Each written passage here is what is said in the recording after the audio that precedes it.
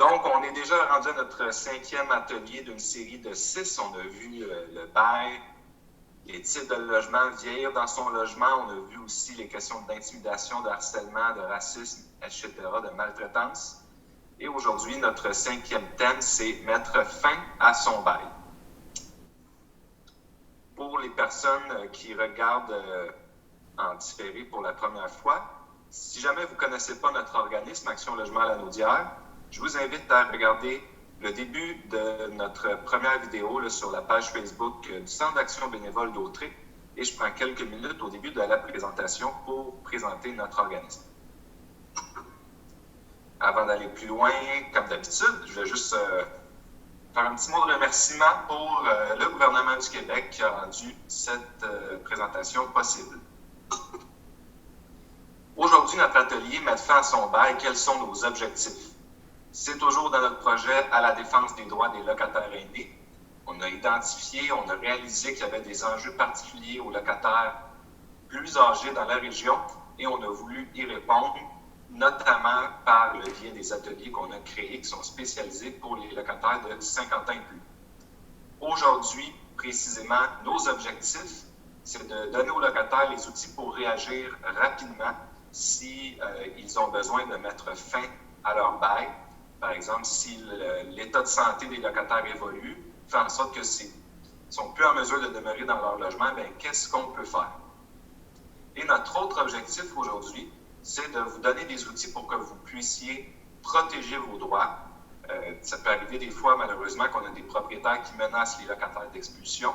On va voir qu'est-ce que nous dit la loi à ce sujet-là, quel élément de la loi on peut invoquer à notre défense. Le plan que je vous propose, c'est d'aborder les éléments suivants. On va commencer avec le droit au maintien dans les lieux. Ensuite, on va parler de ne pas renouveler son bail, comment on fait ça. Qu'est-ce qui arrive avec un bail en cas de décès du locataire, de la locataire? Comment résilier notre bail en avance pour des motifs exceptionnels?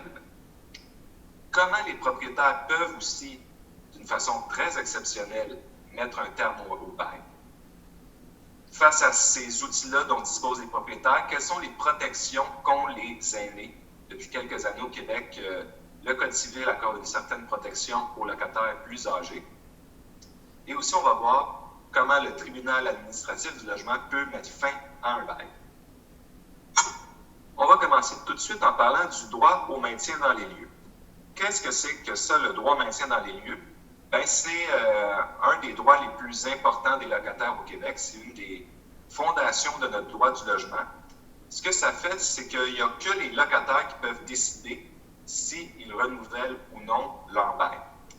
Alors, quand on voit des propriétaires qui disent aux locataires « Ah, moi, au 1er juillet, je ne renouvellerai pas ton bail, je veux changer de locataire, j'ai trouvé quelqu'un d'autre, j'ai même déjà signé avec quelqu'un d'autre. » Peu importe, c'est toujours aux locataires de décider s'ils renouvellent ou pas leur bail.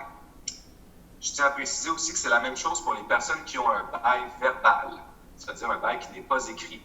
On a des fois des personnes qui nous appellent chez Action Logement et qui nous disent « Hey, mon propriétaire veut me mettre dehors, il ne veut pas renouveler mon bail, puis je ne peux rien faire parce que je n'ai pas de bail. » Ce que ces personnes-là veulent dire, c'est qu'elles n'ont pas de bail écrit, mais elles ont un bail verbal qui crée les mêmes droits et les mêmes obligations qu'un bail écrit, y compris le droit au maintien dans les lieux.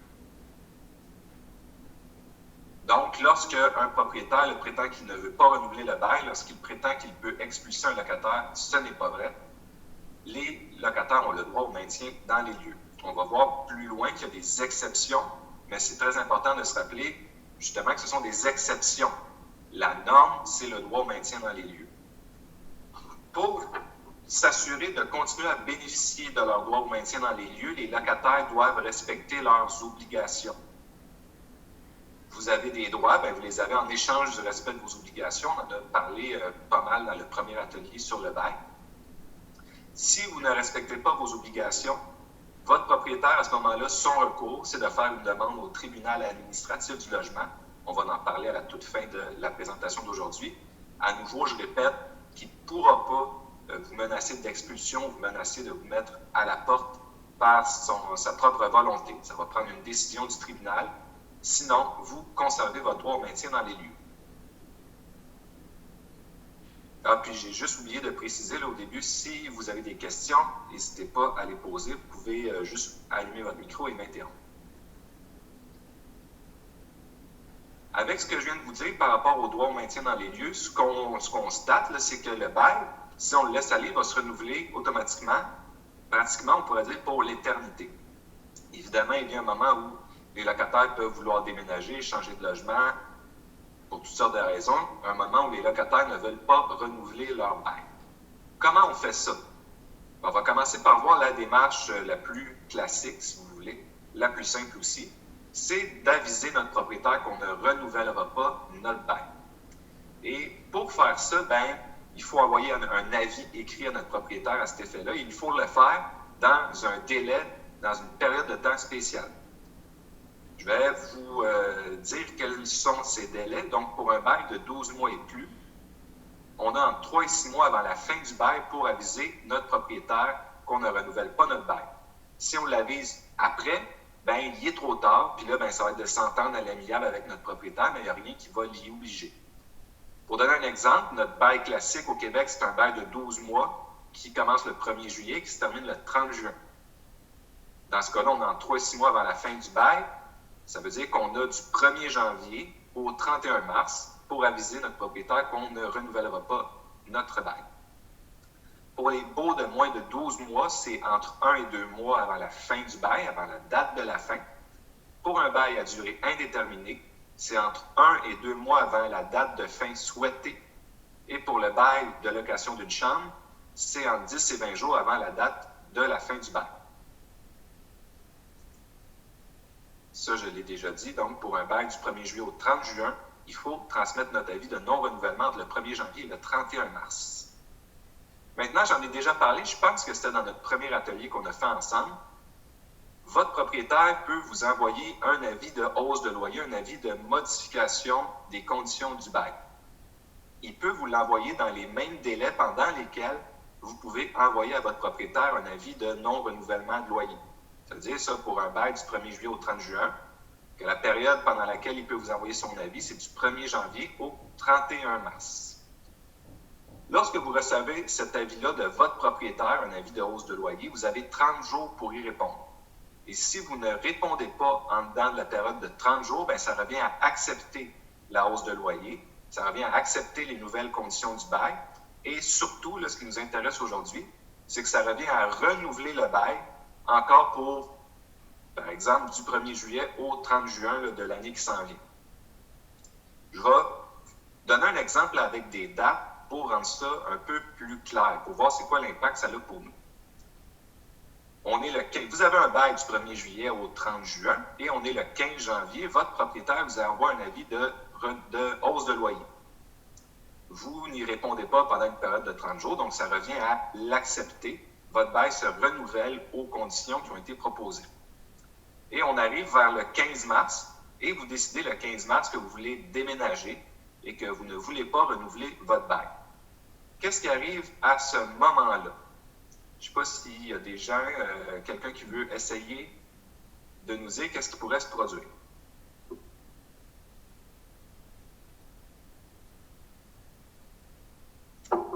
Parfait. Donc, ce qui va arriver à ce moment-là, comme vous n'avez pas répondu à votre avis de hausse de loyer de la part de votre propriétaire, le bail est déjà renouvelé, donc il est trop tard pour que vous puissiez aviser votre propriétaire que vous ne renouvellerez pas votre loyer. Ça veut dire ça que si vous avez reçu un avis d'augmentation de loyer, que vous n'y répondez pas ou que vous l'avez accepté, le bail s'est renouvelé et par la suite, même si on est encore dans le délai pendant lequel normalement on peut ne pas renouveler notre bail, il est trop tard pour vous. Ça veut dire ça que pour les locataires qui pensent à déménager au 1er juillet, là, notamment, c'est ce qu'on voit souvent, il faut prendre sa décision quand même d'avance pour être sûr de ne pas se faire prendre là, si notre propriétaire nous envoie un avis de hausse de loyer rapidement. Ça veut dire qu'il vaut mieux prendre cette décision-là là, vers le début du mois de janvier, comme ça on est sûr d'avoir une marge de manœuvre et de pouvoir donner la réponse qu'on veut à notre propriétaire si on reçoit un avis de hausse de loyer. Est-ce que ça va pour ça? Parfait. Maintenant, on va voir qu'est-ce qui arrive en cas de décès d'un locataire. S'il y a quelqu'un qui habite dans le logement avec le locataire qui décède, cette personne-là, elle a le droit au maintien dans les lieux. Là, c'est sûr que si tout le monde qui est dans le logement a signé le bail, ben, s'il y a un autre des colocataires qui décède, ça n'a pas d'impact pour eux. Leur nom reste écrit sur le bail, donc ils continuent à pouvoir demeurer dans le logement. Mais pour l'occupant, c'est-à-dire pour quelqu'un qui n'aurait pas signé le bail, mais qui demeure dans le logement, ben, les gens pourraient se demander qu'est-ce qui se passe. Ben, c'est important de savoir qu'à ce moment-là, la personne qui est occupante va devenir locataire. C'est son nom à elle qui va apparaître sur le bail dorénavant. Et elle va hériter, si je peux dire, du bail tel quel. C'est-à-dire que le loyer va demeurer le même et les conditions du bail vont demeurer les mêmes. Au moment du décès d'un locataire, le propriétaire ne peut pas en profiter pour augmenter le loyer ou changer les conditions du bail pour la personne qui reste. On va donner un exemple pour qu'on comprenne bien. On a un couple qui demeure ensemble dans un logement, monsieur, madame, et c'est monsieur qui est le locataire, c'est lui qui a signé le bail, et madame n'a pas signé le bail. Donc, même si elle est la conjointe du locataire, elle n'est pas elle-même locataire, elle est occupante. Et monsieur qui a son nom sur le bail décède. Qu'est-ce qui arrive? Qu'est-ce qu'on fait? Bien, madame qui était occupante devient tout simplement locataire aux mêmes conditions qu'avant. S'il n'y a personne qui habite dans le logement avec le locataire qui décède, bien, la succession, c'est-à-dire les héritiers de la personne, ont 6 mois pour aviser le propriétaire que le locataire est décédé et qu'ils vont mettre fin au bail. Et le bail va se terminer effectivement 2 mois après que la succession ait avisé le propriétaire. Ça ne sera pas effectif tout de suite. Et si après 6 mois, la succession n'a toujours pas avisé le propriétaire du décès de la personne, bien, dépendamment des circonstances, on pourrait peut-être se retrouver dans la situation un peu drôle là, où le bail se renouvellerait et la succession, les héritiers auraient à continuer à payer, même s'il n'y a personne qui occupe le logement. Ça nous rappelle ça qu'en droit du logement, il n'y a rien qui se fait tout seul et qu'il faut réagir rapidement. Hein, je l'ai dit tantôt, quand on veut ne pas renouveler notre bail, ben, il faut se décider à l'avance pour être sûr de ne pas se faire prendre si on a un avis de hausse de loyer qui arrivait tôt au mois de janvier. C'est la même chose si on a un locataire qui décède, la succession, si elle attend le plus que 6 mois avant de réagir, ça pourrait avoir potentiellement des conséquences. On va voir maintenant qu'il existe 4 motifs exceptionnels pour lesquels les locataires peuvent mettre un terme à leur bail, donc résilier leur bail en avance. On l'a vu, normalement, on met un terme à notre bail pendant la période de non-renouvellement. Et là, on peut rester dans notre logement jusqu'à la date de fin du bail. Et après ça, il faut s'en aller. Le bail n'est pas renouvelé. Mais qu'est-ce qui arrive si on a un changement dans notre état de santé en dehors de la période de non-renouvellement du bail? Par exemple, vous avez un bail du 1er juillet au 30 juin. Au 31 mars, votre bail était renouvelé. Et là, le 15 mai, il arrive quelque chose dans votre vie, des nouvelles conditions au niveau de la santé. Et là, vous ne pouvez plus rester dans le même logement pour encore 1 an, là, du 1er juillet au 30 juin. À ce moment-là, il y a les motifs exceptionnels pour résilier notre bail à l'avance. Le premier que je voudrais vous présenter aujourd'hui, c'est l'apparition d'un nouvel handicap. On a un locataire, une locataire qui a signé un bail ou qui l'a renouvelé et il y a un nouvel handicap là, qui apparaît. C'est un handicap qui n'existait pas avant la signature du bail. Le nouvel handicap doit être permanent et il doit empêcher la personne de vivre dans le logement.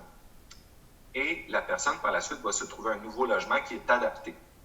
Dans ces circonstances-là, le ou la locataire va pouvoir résilier son bail à l'avance avec un préavis de 2 mois pour un bail de 12 mois, là, comme le 1er juillet au 30 juin, et avec un préavis de 1 mois pour un bail de moins de 12 mois. Un bail qui serait plus court que ce dont on a l'habitude.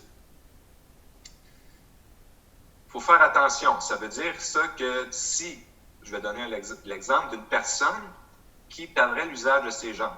Et cette personne-là demeure au 2e étage d'un duplex qui a juste des escaliers, il n'y a pas d'ascenseur. Évidemment, elle ne peut plus demeurer dans le logement, c'est plus possible pour cette personne-là. Bien, le nouveau logement qu'elle va se trouver ne peut pas, lui non plus, être à l'étage avec seulement un escalier. Ça ne fonctionnerait pas. Le nouveau logement doit être adapté. La personne doit se trouver un logement, par exemple, au rez-de-chaussée ou qui possède une rampe d'accès, un ascenseur, ce genre de choses-là. le nouveau logement doit être adapté. On va donner quelques petits exemples pour rendre ça plus clair. C'est des cas qui sont vrais d'ailleurs. Le premier cas, c'est un couple qui a loué un logement à un deuxième étage. Il n'y avait pas d'ascenseur de rampe d'accès, il fallait prendre les escaliers. Et quelques jours après avoir déménagé, le locataire s'est rendu compte qu'avec son mal de genou qu'il avait depuis plusieurs années, c'était difficile pour lui de demeurer dans un logement à l'étage. Alors, il a voulu résilier son bail avec la méthode dont je viens de vous parler, là, avec le motif exceptionnel de nouvel handicap. Je ne sais pas s'il y a des gens qui veulent nous dire, est-ce que, selon ce que je viens de vous dire, ça peut marcher ou pas dans cette situation-là, la résiliation du bail? Je pense que ça prendrait un papier médical pour avoir la preuve. Puis, oui. En fait, ça m'est arrivé il y a quelques années. Et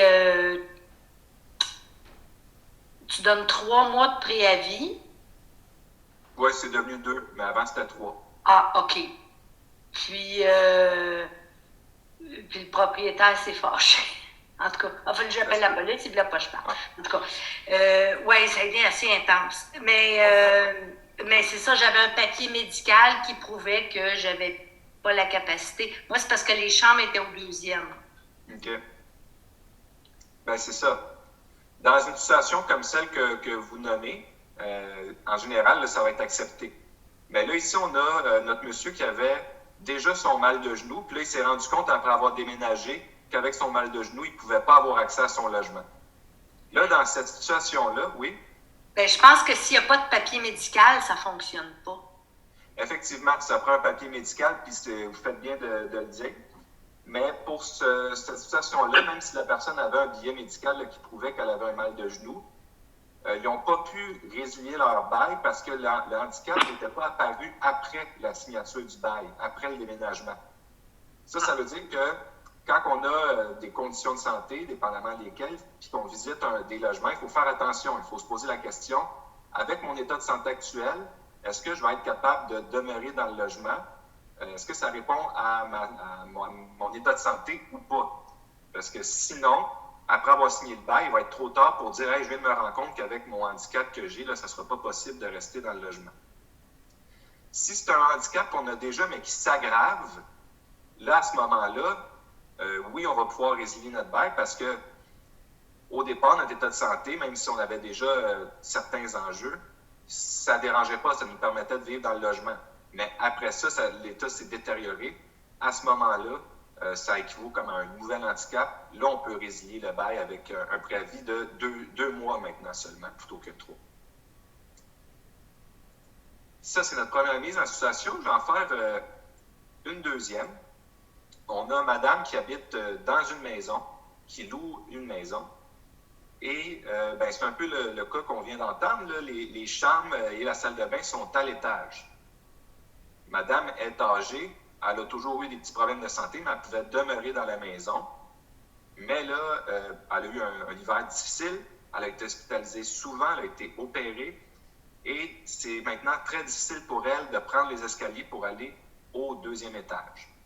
Bien, à ce moment-là, dans ces circonstances-là, le tribunal a accepté que la personne résilie son bail avec tout ce que je viens de vous expliquer, parce qu'effectivement, son nouvel état de santé ne lui permettait plus de demeurer dans la maison, étant donné que la salle de bain, les chambres, tout ça, c'était à l'étage. Est-ce que ça va? Parfait. On va voir un deuxième motif exceptionnel pour résilier notre bail à l'avance. C'est si on doit aller en CHSLD ou si on va dans une résidence pour aînés où on va nous offrir des soins qui nous sont nécessaires. Avec ces circonstances-là, on peut résilier notre bail à l'avance. Et effectivement, je ne l'avais pas nommé tantôt, mais ça va prendre un billet médical. Et aussi dans le cas des CHSLD ou RPA, ça va prendre une preuve qu'on a une place dans une de ces institutions-là. On va donner un exemple pour voir...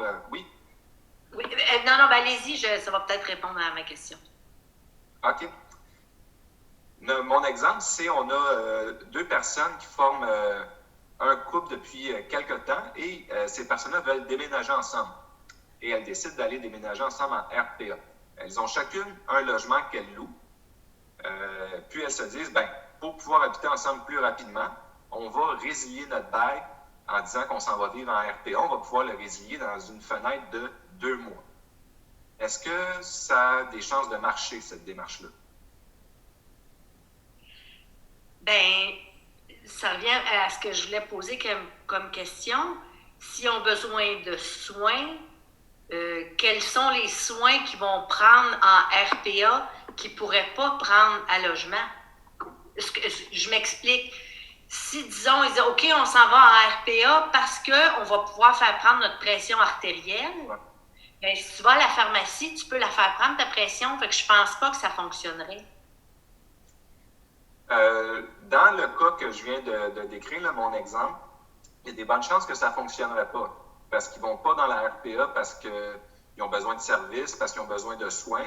Ils vont parce qu'ils veulent déménager ensemble plus vite. Donc là, on a beaucoup de chances que ce ne serait pas accepté si ça allait au tribunal administratif du logement. Pour ce que vous dites, c'est sûr que c'est des situations très précises. Puis moi, je ne suis pas un avocat, fait que je ne peux pas donner de conseils ou d'avis juridiques, là, puis me prononcer. Je peux juste me prononcer d'une façon générale. Si la personne est capable de démontrer qu'elle a besoin de soins, ou la personne est capable de montrer qu'elle n'a plus l'énergie, l'envie de faire des repas, de faire les tâches quotidiennes, le ménage, puis qu'on a besoin de quelqu'un pour nous offrir ces services-là, c'est vrai qu'il pourrait être offert par le biais de coopératives de services à domicile, de soutien à domicile, ou par le CLSC. Mais je dirais que d'une façon générale, c'est des circonstances qui permettraient d'aller dans la RPA pour bénéficier de ces soins-là, puis les avoir sur place. Quand ce genre de démarche-là est accepté en général, c'est pour des soins ou des services que c'est vrai qu'il y aurait d'autres options pour les obtenir en restant dans le domicile. OK, donc c'est ça. Donc, pour avoir accès à des repas, ça marcherait pour avoir accès aux services qu'il y a dans une RPA, finalement. C'est ça. Ce qui fait que c'est assez large. C'est assez large, effectivement. Et ça prendrait un billet médical pour montrer qu'on a effectivement besoin de ces services. Ça, c'est la généralité. Il peut y avoir, c'est sûr, si jamais vous faisiez une telle démarche, que ça allait au tribunal administratif du logement, c'est toujours à la discrétion du juge après. La discrétion, c'est une façon de parler. Il est supposé de suivre la jurisprudence et les jugements antérieurs. Mais des fois, on a plusieurs courants, plusieurs écoles de pensée, une rivalité entre les juges, donc les décisions peuvent être différentes là, d'un juge à l'autre. Mais d'une façon générale, si on est capable de prouver qu'on a besoin de soins, de services qui vont être offerts sur place, là, on pourrait se prémunir là, de cette option-là de résiliation pour aller dans une RPA. Il y a 2 autres motifs exceptionnels, hein, je l'ai dit, il y en a 4. C'est avoir une place dans un HLM, donc dans une habitation à loyer modique. Quand que ça nous arrive, on peut avoir une résiliation de notre bail plus rapide en dedans de 2 mois. Et aussi pour les personnes qui vivent de la violence conjugale ou dont les enfants vivent de la violence conjugale, bien, la personne va pouvoir aussi déménager plus rapidement et résilier son bail surtout plus rapidement. Je ne m'étendrai pas sur ces options-là parce qu'aujourd'hui, je me concentre plus sur ce qui est spécifique, ou plus spécifique pour les personnes âgées, quoique ces réalités-là aussi peuvent arriver à tout âge. Et si jamais vous avez des questions à ce sujet-là, je vous invite à nous appeler pour qu'on puisse voir avec vous là, si les situations vous concernent. On a vu maintenant là, comment les locataires peuvent mettre un terme à leur bail. Ils peuvent tout simplement ne pas le renouveler ou là, il y a des circonstances plus exceptionnelles. On a vu aussi, surtout, que les locataires ont le droit au maintien dans les lieux, c'est-à-dire qu'en temps normal, c'est que les locataires qui décident s'ils renouvellent ou non leur bail. On va voir maintenant les 2 exceptions qui font en sorte qu'un propriétaire peut mettre un terme à un bail. C'est vraiment des exceptions. Il faut toujours se rappeler que la norme, c'est le droit au maintien dans les lieux. Et je peux vous dire que si vous sentez ou vous pensez que votre droit au maintien dans les lieux est compromis, vous pouvez appeler Action Logement Lanaudière. On va voir avec vous si ce que fait votre propriétaire, ça respecte la loi, ça respecte toutes les conditions légales qui doivent être réunies pour qu'on parle d'une exception au droit au maintien dans les lieux. La première exception, c'est pour une reprise de logement. Un propriétaire peut faire une reprise de logement ou une propriétaire pour se loger dans le logement, donc prendre le logement pour lui-même, ou pour un proche. Ça veut dire ça, ascendant ou descendant, ça c'est des termes quand même précis. Ascendant, c'est les parents, les grands-parents. Descendant, c'est les enfants, les petits-enfants. Un propriétaire peut reprendre le logement pour ces personnes-là. Pour d'autres membres de la famille, y compris aussi un ex-conjoint, une ex-conjointe, le propriétaire doit être leur principal soutien financier. Et à ce moment-là, il va pouvoir faire une reprise de logement pour ces personnes-là. Ça l'exclut les ex-beaux-frères, ex-belles-sœurs, ça l'exclut le meilleur ami. C'est vraiment pour les membres de la famille proches. Ça, c'est notre première condition, donc, qui est le bénéficiaire de la reprise de logement. La deuxième condition, c'est qu'il y a des délais. Votre propriétaire doit vous aviser par écrit qu'il veut faire une reprise de logement et cet avis-là, il doit vous le transmettre dans un certain délai, sinon il est trop tard. Pour nos baux classiques au Québec du 1er juillet au 30 juin, la date limite pour aviser notre locataire qu'on veut reprendre le logement, c'est le 31 décembre. Ça veut dire que si votre propriétaire arrive au 30 avril en vous disant qu'il veut reprendre votre logement au 1er juillet, bien, il est trop tard pour lui, il va falloir qu'il se reprenne l'année prochaine. On a aussi, comment je dirais ça, la reprise de logement devient effective, c'est-à-dire que la personne peut aller s'installer dans le logement à la fin du bail, pas avant. Si on a un bail qui se termine le 30 juin, notre propriétaire nous avise au plus tard le 31 décembre, parfait, il est dans les temps. Mais il ne peut pas nous demander de partir pour le mois de février, pour le mois de mars, pour le mois de mai. Il peut juste nous demander de partir à la fin du bail, qui est le 30 juin, pas avant. Donc, les conditions légales, c'est la personne qui bénéficie de la reprise. Il faut qu'elle puisse effectivement en bénéficier. Les délais, on doit, pour un bail qui se termine là, du 1er juillet au 30 juin, le propriétaire doit nous aviser avant le 31 décembre. La reprise est effective à partir de la fin du bail, pas avant. On doit avoir aussi un avis écrit de notre propriétaire qui nous indique toutes les informations que je viens de vous donner. Lorsque vous recevez votre avis du propriétaire qui veut faire une reprise, je vous conseille d'appeler Action Logement à la Naudière. On va étudier la situation avec vous. Dans tous les cas, vous avez le droit de refuser. Vous avez 30 jours pour répondre à l'avis de reprise de votre propriétaire et si vous ne répondez pas dans la période de 30 jours, ça revient à refuser. Ça revient à refuser la reprise de logement. À ce moment-là, si votre proprio il tient à sa reprise, bien, il va devoir aller au tribunal administratif du logement. Et lorsqu'on va être dans l'audience, à l'audience devant un juge, il va devoir prouver au juge qu'il a bel et bien l'intention de reprendre le logement en respectant toutes les conditions légales que je vous ai nommées. Une fois que tout ça c'est fait, le tribunal, si le propriétaire respecte toutes les conditions, il va accorder, il y a des bonnes chances qu'il accorde la reprise du logement. Une chose qui est intéressante, c'est qu'aussi dans ces circonstances-là, ça se peut, ça n'arrive pas tout le temps, que le tribunal accorde des dédommagements au locataire qui va devoir quitter son logement. Ça veut dire aussi que lorsque vous recevez un avis de reprise de la part de votre proprio, bien, il pourrait vous offrir des dédommagements, c'est-à-dire un montant d'argent, là, étant donné que vous allez être pénalisé, vous allez être obligé de déménager. Et s'il ne vous en offre pas, ou vous considérez que le dédommagement offert est insuffisant, bien, vous pourriez négocier avec votre propriétaire un dédommagement qui ferait votre affaire. Ça, c'est sûr que c'est aussi, si ça vous tente de négocier, je sais que ça ne plaît pas à tout le monde, mais c'est une possibilité. Et à ce moment-là, ce qu'on peut faire valoir au propriétaire, c'est, écoute, si tu m'offres un dédommagement qui me satisfait, bien, je vais l'accepter, ta reprise, puis on n'aura pas besoin de passer par des démarches légales, juridiques au tribunal administratif du logement, on va régler ça tout de suite. Donc, ça peut être un petit levier qu'on a les locataires là, en cas de reprise de logement. Est-ce que ça va? Parfait. Ah, est-ce qu'on a une question? Non, OK. Oui? C'était pour dire que ça va. OK, c'est bon. Merci. On va voir maintenant la deuxième exception, c'est l'éviction des locataires par les propriétaires. L'éviction, c'est lorsque le propriétaire va apporter des changements substantiels au logement. Des changements substantiels, ça veut dire transformer un 7,5 en 2, 3,5 ou transformer 2, 3,5 en un 7,5. Un changement substantiel, ça peut être de transformer un logement qui servait à des fins d'habitation en local commercial. Ça, c'est un changement substantiel. Ça veut dire ça que rénover la salle de bain, rénover la cuisine, changer le plancher, changer les fenêtres, ce ne sont pas des changements substantiels et à ce moment-là, le propriétaire ne peut pas faire d'éviction, il ne peut pas refuser de renouveler le bail d'un locataire. Donc, quand notre propriétaire veut faire une éviction parce qu'il apporte effectivement des changements substantiels, ça c'est notre première condition, bien, il doit respecter une deuxième condition, c'est les délais pendant lesquels il peut aviser son locataire. Et c'est les mêmes que pour la reprise, donc pour un bail du 1er juillet au 30 juin, sa date limite, c'est le 31 décembre.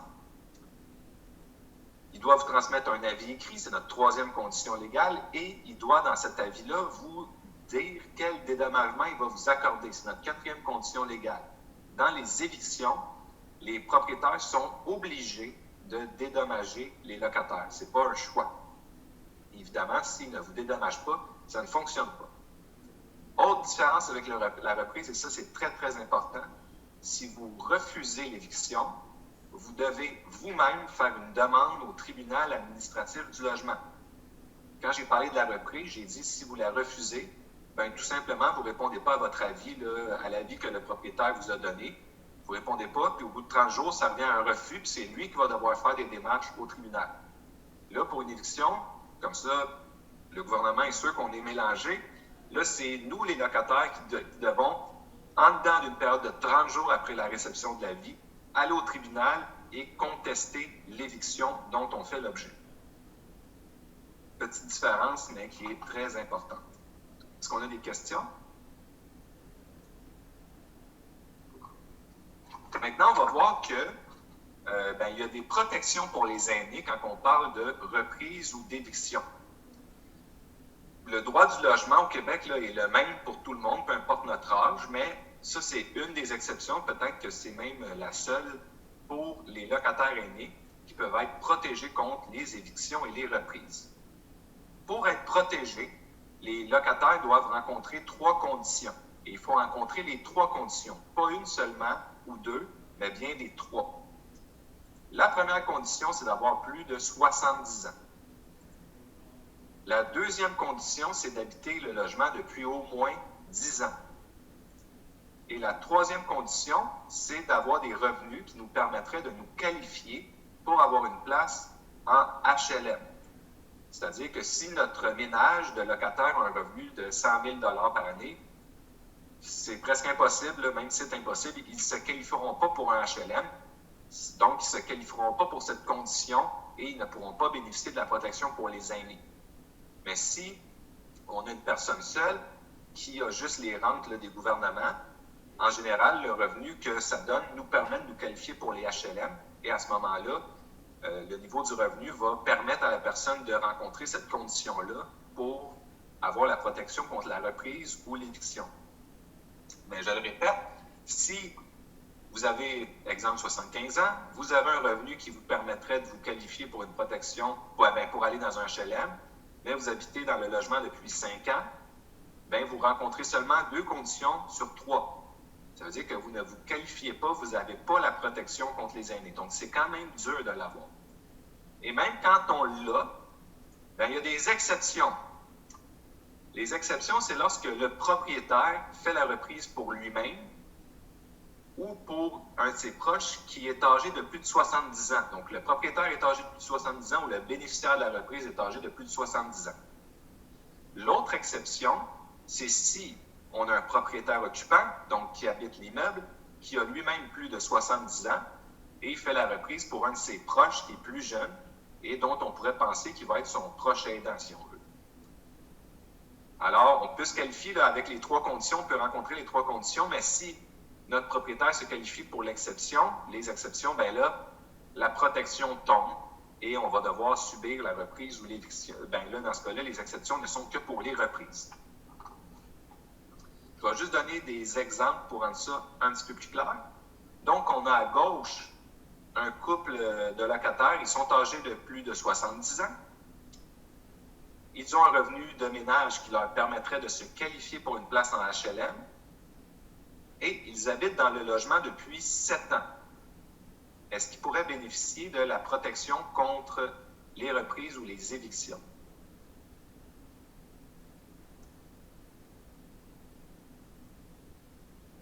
Non. Effectivement, la réponse c'est non. Il se qualifie il rencontre 2 conditions, il faut rencontrer les 3 conditions. Autre exemple, on a notre monsieur à droite. Il a plus de 70 ans, il habite dans le logement depuis 20 ans et son revenu lui permet de se qualifier pour un HLM. Là, il rencontre les 3 conditions. Il bénéficie de la protection pour les aînés contre les reprises et les évictions. Mais, on a le propriétaire qui apparaît à gauche, qui a plus de 70 ans, qui fait la reprise pour lui-même. À ce moment-là, on est dans les exceptions.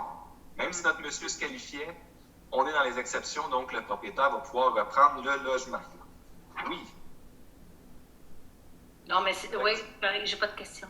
OK. C'est bon. Et on va terminer avec la dernière façon, on pourrait dire exceptionnelle, de résilier le bail, c'est en faisant une demande au tribunal administratif du logement.